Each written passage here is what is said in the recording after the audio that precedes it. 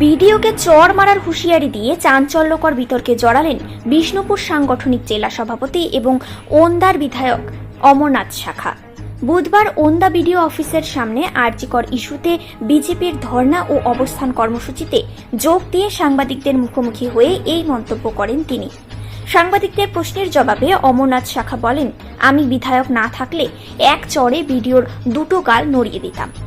বিডিওর বিরুদ্ধে তার অভিযোগ, তিনি সবসময় ঘর বন্ধ করে থাকেন এবং ঠিকাদারদের কাছ থেকে টাকা খান। শুধু বিডিও নয়, পুলিশকেও আক্রমণ করেন অমরনাথ শাখা। তার অভিযোগ, পদোন্নতির লোভে পুলিশের উচ্চপদস্থ আধিকারিকরা এখানে অবস্থান করছেন, আর নিচুতলার পুলিশ কর্মীদের জনগণের গালি খাওয়া ছাড়া উপায় নেই। তৃণমূল নেতারা অবশ্য অমরনাথ শাখার এই বক্তব্যের তীব্র নিন্দা করেছেন। ওন্দা পঞ্চায়েত সমিতির সভাপতি অভিরূপ খা বলেন, একজন বিধায়কের বক্তব্য মার্জিত ও রুচিশীল হওয়া উচিত। অমরনাথ শাখা অর্ধশিক্ষিত বলেই দুর্নীতির অভিযোগ তুলেছেন। সরকার 2011 সালে পরিবর্তনের পর থেকেই সর্বত্র টেন্ডার প্রক্রিয়া চালু করেছে। বিজেপির এই কর্মসূচিকে ঘিরে এলাকায় উত্তেজনার সৃষ্টি হয়। মিছিল করে ওন্দা বিডিও অফিসে পৌঁছালে পুলিশ ব্যারিকেড দিয়ে বিজেপি কর্মীদের আটকানোর চেষ্টা করে। দুই পক্ষের মধ্যে ধস্তাধস্তি হলেও বড় কোনো অপ্রীতিকর ঘটনা ঘটেনি। Bureau report, news prime Times.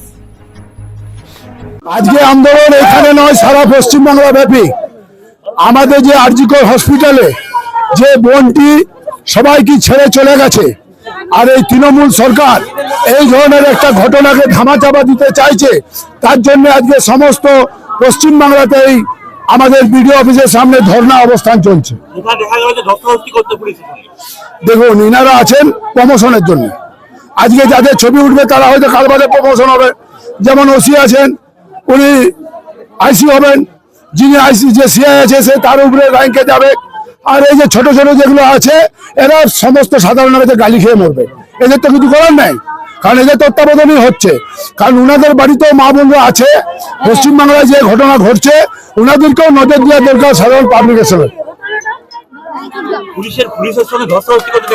ধস্তাধস্তি কিছুই নয়, দেখতেন তো একবারে যে জায়গায় পুলিশের মানুষকে পাকড়াবার কথা, যে জায়গায় ধর্ষণ হচ্ছে, যে জায়গায় বিভিন্ন ধরনের ঘটনা হচ্ছে, সে জায়গায় পুলিশকে পাওয়া যায়নি।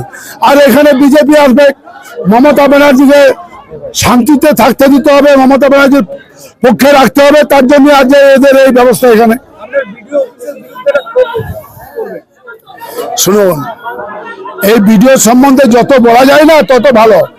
বিধায়ক না থাকলে আমি ওর এক চড়ে দুটো গালকে লড়িয়ে দিতাম।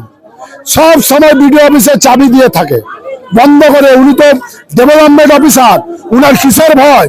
সব সময় এখানে এসে সব সময় ঘর বন্ধ করে মানুষের ইচ্ছা মতো হলে মানুষকে ওখানে ঢুকতে দিবে, নজর তাকে বার করে দেবে। কালকে আমার এলাকার একজন এসেছিল, তাকে 5 বার ঘর পাঠিয়েছে কাগজের জন্য, আর কন্ট্রাক্টরদের সঙ্গে সেটিং করে এই টাকা খায়, টাকার জন্য ওকে এখানে পাঠিয়েছে।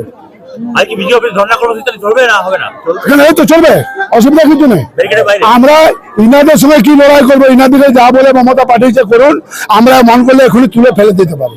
তবু আমরা সুশৃঙ্খল দল, সুশৃঙ্খলের মতন আচরণ করবো। উনি বিধায়ক হয়েছেন, বিধায়ক হিসাবে উনি যদি এই কথা বলে থাকেন তাহলে অত্যন্ত দুঃখজনক। একজন বিধায়কের ভাষা রুচিশীল এবং মার্জিত হওয়া উচিত। তিনি যদি ভিডিওকে কথা এই ধরনের বলেন সেটা খুব দুর্ভাগ্যজনক। এই কথা যদি উনি বলেন তাহলে উনি মানুষকে কি পরিষেবা দেন? তার মানে উনি মানুষের সাথে এইভাবেই ব্যবহার করেন। তিনি ভিডিও, তিনি তো সবার প্রথমে একজন মানুষ। আমরা জনপ্রতিনিধি, আমরা তো সবার প্রথমে মানুষ। কিন্তু তিনি যদি মানুষ হয়ে একজন মানুষকে থাপ্পড় মারার কথা বলেন তাহলে ওনারা মানুষের সাথে কিরকম ব্যবহার করেন সেটা আপনাদেরকে এবারে বুঝে নিতে হবে, মানুষ বুঝবে। আর ব্লকের যে কথা উনি বলছেন দুর্নীতি, আমি বারে বারে বলেছি ব্লকের দুর্নীতির কথা উনি এর আগেও বলেছেন, সম্পূর্ণ ভিত্তিহীন অভিযোগ। এরা অর্ধশিক্ষিত, এরা জানেন না যে মমতা বন্দ্যোপাধ্যায় ক্ষমতায় আসার পরে, মামাটি মানুষের সরকার ক্ষমতায় আসার পরে, 2011 সালে পরিবর্তনের সরকার ক্ষমতায় আসার পরে সম্পূর্ণ সরকারি ব্যবস্থাটা পোর্টাল এবং টেন্ডারের মাধ্যমে হয়। সমস্ত টেন্ডার টেন্ডার হয়। আপনি ব্লকে নয়, আপনি ভারতবর্ষে নয়, আপনি পৃথিবীর যে কোনো জায়গায় বসে, আপনি আমেরিকাতে বসেও আপনি ওন্দা ব্লকে টেন্ডার ড্রপ করতে পারেন, কারণ সেই পুরো ব্যবস্থাটা হচ্ছে পোর্টালের মাধ্যমে অনলাইনে। তো সেই জায়গায় দুর্নীতির কোনো সম্ভব